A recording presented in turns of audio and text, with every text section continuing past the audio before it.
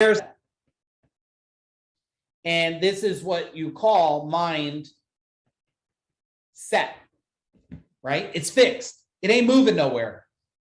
Some people you meet, they go, that's the way I've always been. That's the way I'm always going to be. And I say, congratulations.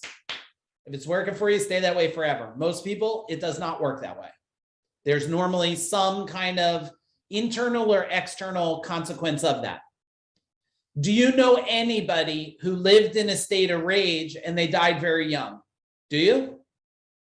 I mean, I know people that lived pretty happy and died young too, but I'll tell you more of them that died, there's a consequence. I just said to somebody today that was sick. He said, I got a sinus thing. I said, you got a stress thing. And it turned into a sinus thing because I know the guy's situation. I said, that's what you got. You have a stress thing that turned into a sinus thing. That's fixed. Okay. Now, mind growth.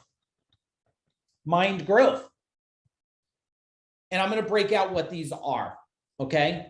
Mind growth is the ability for you tonight. Type in if only, but don't bullshit me, please. Only if you feel it's happening. If you feel that you're getting a new sense of mind growth right now, your brain's expanding to a place it was not before, type in mind growth. I hope it is. Otherwise, I'm not doing a good job for you, but I promise I'm going to work hard to do a really good job for you. Starting to? Good. Okay. Let's look at mind growth, right? Optimism, right? Abundance. Write this down, everybody. Everything I'm writing here is just a word until it becomes true for you. Write it down, everybody. It's just a word until it becomes true for you, right? Possibility, productivity, right? Flexibility, exploration, service. It's all mind growth. What about fixed mindset? Okay, scarcity, right? Fear, inflexibility, right? Flight to safety, running to safety, right? So if you look at these here, they're just words till they become true. I mean, we have a lot of the world. Do you think the majority of the world today is living in abundance or scarcity? What do you guys think? Is the world living in abundance or scarcity? I mean, it's scarcity, right?